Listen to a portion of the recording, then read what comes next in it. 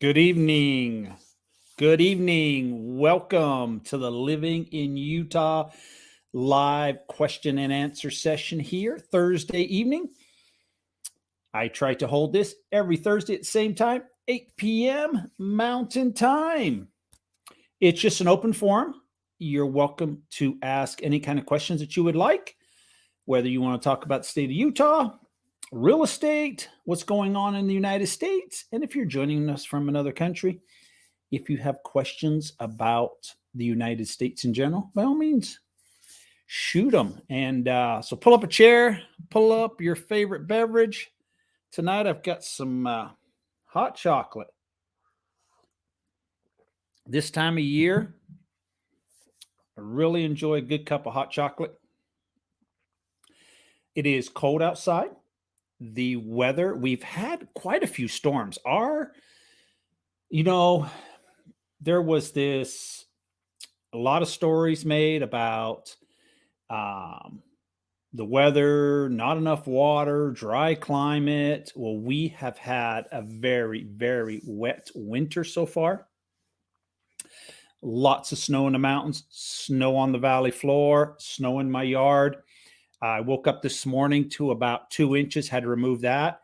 Earlier in the week, Monday or Tuesday, woke up to about 2 inches then.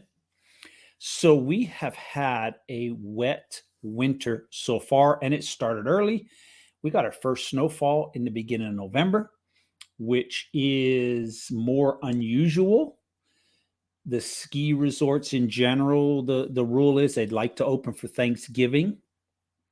And if they could get snow so they can open on Thanksgiving and also maybe make some snow. And this year they had enough snow, basically most of them had to just open up. So it has been a wet winter. So it's good for our water condition. So fill our tanks with some water. It's always good. So, and not just northern Utah, the southern half of the state has also received some moisture, which is good. There's some reservoirs in the southern part of the state that are in really, really bad shape. So it's good to see. As we see in the news, got a couple things going on. Great article here. But it has been a wild week with news that has come out. We started earlier in the week with treasury notes, the 10-year treasury going down, which mortgage rates are based off the 10-year treasury note, something I usually keep an eye on.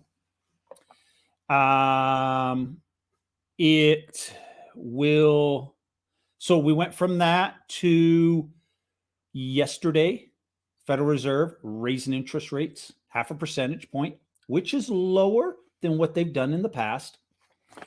But my question is, have we gone too far too fast? And that's my opinion. When rates came down, I think we went too far, too fast. Now I think we are going too fast and going too high. There is data out showing that the inflation numbers are looking better.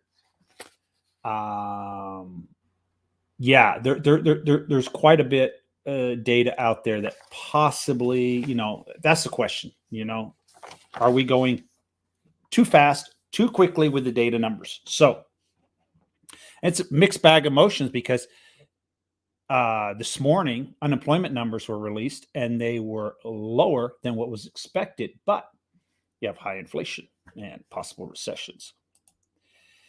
Evan Johnson, when do you believe prices in North Ogden will bottom, and by what percentage do you believe prices will drop? Wow. I guess if I had answers to that question, I could make a fortune. It's anyone's guess. North Ogden as particular will pretty much see similar decreases as the other parts of Weber County, even Davis County. The numbers do not change much. It's not like North Ogden will drop 25%, but South Ogden will drop 5%. So the area in a whole will have increases and decreases percentage wise. Now, some of those neighborhoods, of course, homes are higher priced. The more in general, as prices come down, the more that a home costs, the bigger the reduction. And what I mean by that is, and it's hard to put a percentage on some of this. Say a $2 million house has a 20% drop down to say 1.6 million, which is not unheard of.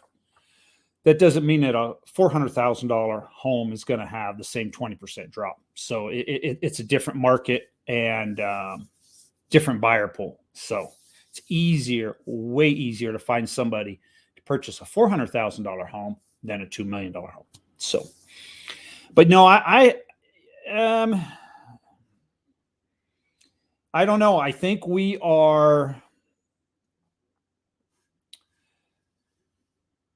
I have a gut feel. It's just my gut feeling that interest rates, we are going to see. I believe we have possibly tipped the scale right now as to how high interest rates will possibly go.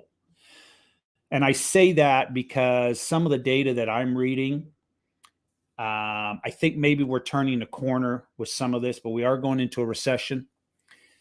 But in a way, the Federal Reserve wants a recession. They want job losses. That will help the inflation numbers so we can get back down.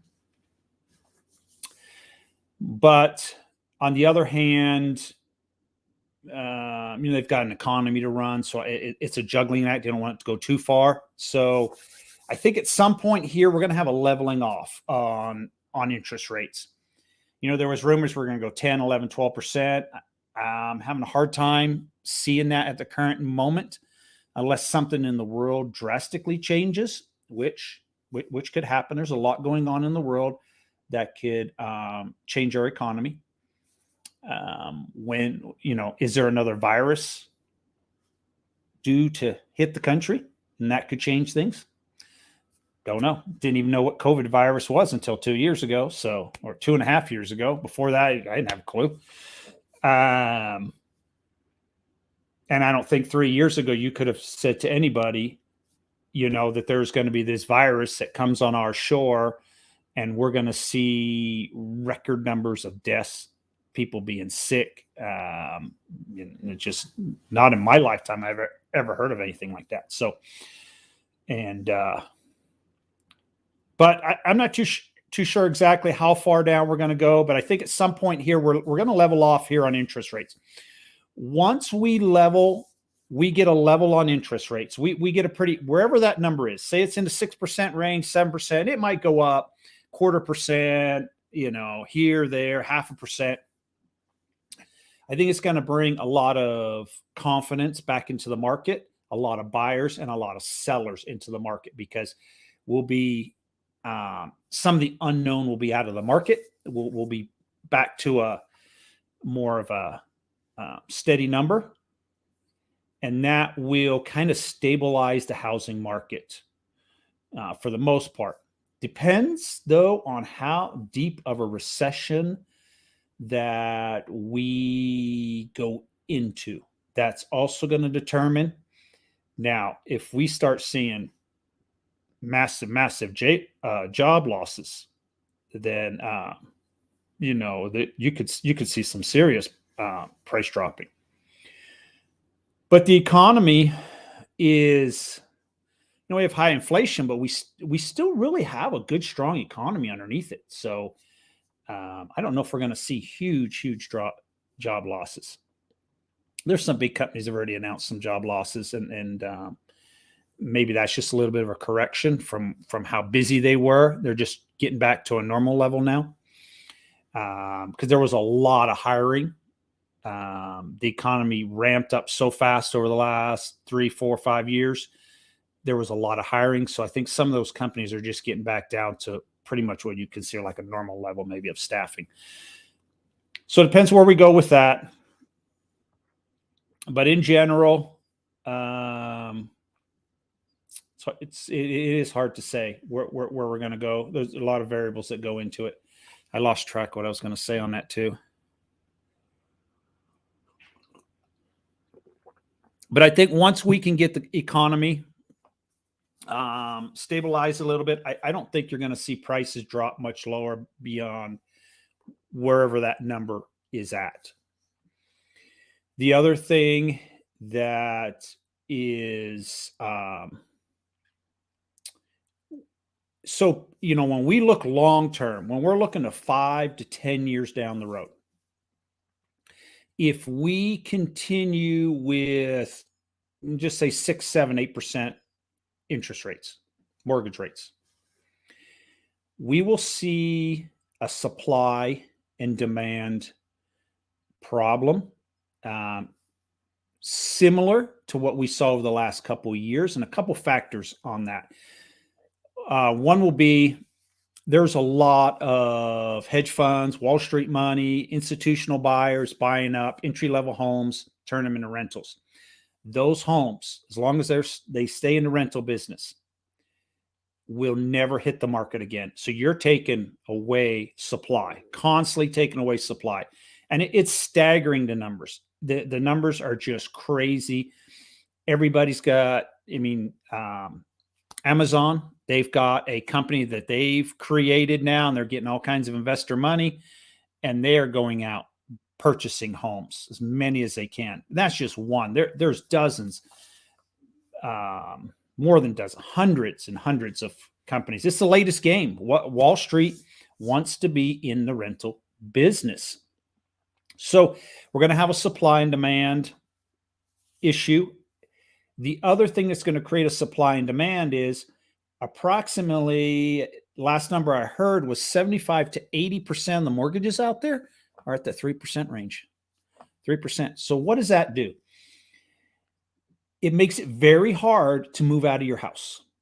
So if you want to upgrade your home, you want a little larger home. Well, not only will you be paying a higher price typically, but you're going to go from a 3% mortgage to 6, 7, 8%. I feel a lot of buyers will have second thoughts about that. Do they really want to jump their payment? Some people will stay in their home. I think people in their 50s that it's very common. Many people in their 50s will purchase like a retirement home. So to say, maybe something like a Rambler or a single level living patio home. I think that will maybe drop off a little bit. It's going to be a tough decision. So you're going to have to come up with some more money to purchase that home, but you're also going to have to pay that higher interest rate. And I think people that are in their 50s, for some people, it's going to mean that they either retire or, early retirement, or do they just continue working to pay down that higher home price and that higher mortgage payment? So I feel most people will not do option number 2. I think they will retire and stay in the current home that they're residing in. So, and that's going to create a supply and demand issue also. The other thing that's going to create a supply and demand issue will be the millennials. There was a big push, being mobile, being not tied down to one area, rent. As those individuals get into their 30s, 40s, and 50s, I believe they will enter the market as home buyers. So you're going to mess with the supply and demand also. So that's just my gut feeling as we go with the market. As years go by, I actually think that the home sale numbers will actually probably stabilize, maybe drop down. I don't think we'll see any records being broke, because a lot of those issues that we've created throughout COVID. And it's great to have a 3% mortgage. And I'm not complaining about that. Many people, but I think it's going to be hard to give up a 3% mortgage and move into another home. So, especially if you are in your retirement years or approaching retirement years. So we have a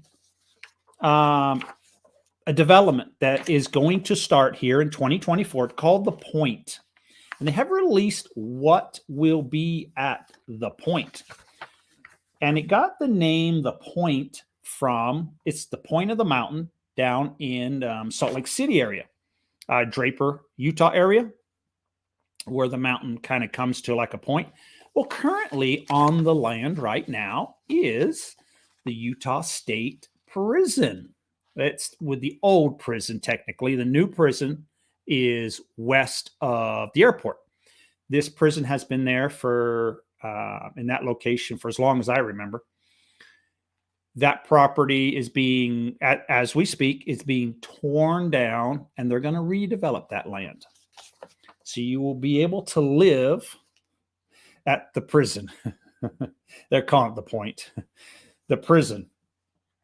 And I don't know if that would, I got mixed emotions personally about actually owning a piece of property, living in a property that used to be the prison. So I don't know, kind of creepy, but so it's a huge development that they're undertaking. So they have released what they are going to have at The Point. They're going to have 3,000 housing units. They're going to have 16 acres of parks, 220,000 square feet of retail space. So it's kind of a mixture between retail and home development, residential. And the landscaping will be 100% drought resistant. And they're gonna build a venue that seats 3,000 people. I assume to have concerts, something like that. The developers plan on having 5 miles of trails and sidewalks, including a river to range trail. It's an open space system that will connect the Jordan River Trail to the foothills of the Wasatch Mountains. So it's going to be a great development. Fantastic area, or fantastic design to live with, 16 acres of parks and hiking, biking, trails, phenomenal. So, and then of course the retail portion of it. That's what we're going to have at The Point, and that will start, I believe, they're trying to get going around 2024. Right now, they're actually tearing down the old prison. So that is what's happening in the news. Any other questions we have tonight?